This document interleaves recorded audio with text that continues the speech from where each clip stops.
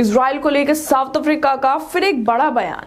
फिर एक बार south Africa ने नेतन्याहू के नरसंहार को लेकर इंटरनेशनल कोर्ट ऑफ जस्टिस वो पहुंच गया है।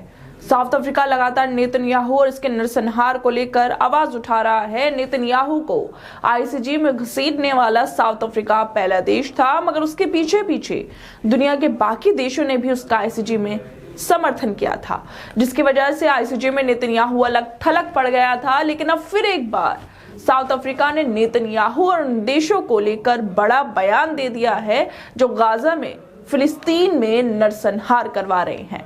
दरअसल साउथ अफ्रीका की फॉरेन मिनिस्टर नलेदी पेंडोर ने कहा है कि आईसीजे के फैसले के बाद भी इजराइल पर इसका कोई भी असर नहीं पड़ रहा है, और इसका सबूत हमें देखने को भी मिल रहे हैं कि कैसे उसने रफा पर हमला किया है। गाजा में लड़ाई रोकने का फैसला उन देशों के हाथों में है जो इजराइल को मनी और वेपन्स मुहैया कराते हैं। यहाँ पर नलेदी पेंडोर ने किसी का नाम तो नहीं लिया, लेकिन जिस तरह से उन्होंने ये बात कही है उससे साफ साफ अंदाजा लगाया जा सकता है कि वो किसकी तरफ इशारा कर रही हैं। कौन नेतन्याहू को नरसंहार करने के लिए पैसे और हथियार दे रहा है, कौन नेतन्याहू की मोहब्बत में अपनी गरिमा और इज्जत को खो चुका है। शायद उन देशों का नाम हम सबको पता है कि नेतन्याहू की बैकबोन कौन बना हुआ है। नलेदी पेंडोर ने अपने बयान में आगे कहा कि हमें चिंता इस बात की है कि इजराइल को इंटरनेशनल कोर्ट ऑफ जस्टिस के फैसले की अनदेखी करने और नागरिकों की सुरक्षा नहीं करने की पूरी छूट दी जा रही है। इजरायली सरकार की हरकतें ये साबित करती हैं कि हमने जो इंटरनेशनल कोर्ट में सबूत पेश किए थे वो सही थे। जिस तरह से नेतन्याहू की सेना पत्रकारों को लगातार निशाना बना रही है, स्पेशली अल जजीरा के पत्रकारों को निशाना बनाया जा रहा है, हम उसकी निंदा करते हैं। नेतन्याहू जो पत्रकारों के साथ कर रहा है वो क्रिमिनल एक्ट है।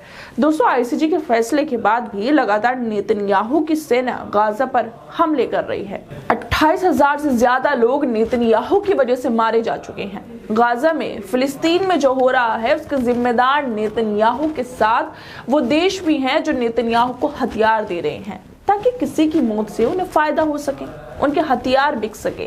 गाजा पट्टी में घनी आबादी वाले दक्षिण शहर रफा जो कि मिस्र सीमा से लगा हुआ है, वहां पर नेतन्याहू ने हमले करवाए हैं, जिसमें मरने वालों की संख्या 100 से ज्यादा हो गई है।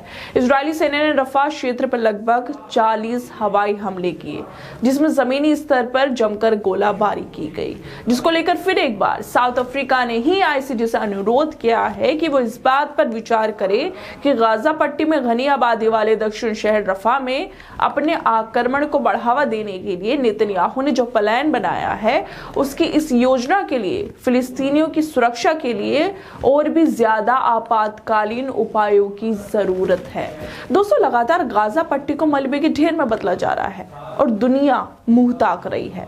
सबसे ज्यादा अफसोस तो इस बात का होता है कि सच्चाई सबके सामने है कि किस तरह से मासूम बच्चों को, लोगों को मारा जा रहा है। गाजा के मासूम बच्चे भूख से तड़प रहे हैं, खाने की जगह घास खा रहे हैं, न रहने को घर है, न खाने को खाना, इलाज के लिए अस्पताल भी नहीं है। इतना सब हो रहा है, ये सब दुनिया देख रही है, लेकिन फिर भी कुछ देश जिनमें इंसानियत नहीं है वो नेतन्याहू का साथ दे रहे हैं। मतलब उन्हें मरते हुए लोग नहीं दिख रहे हैं क्या? वहां पर बढ़ती भुखमरी नहीं दिख रही है इन देशों को?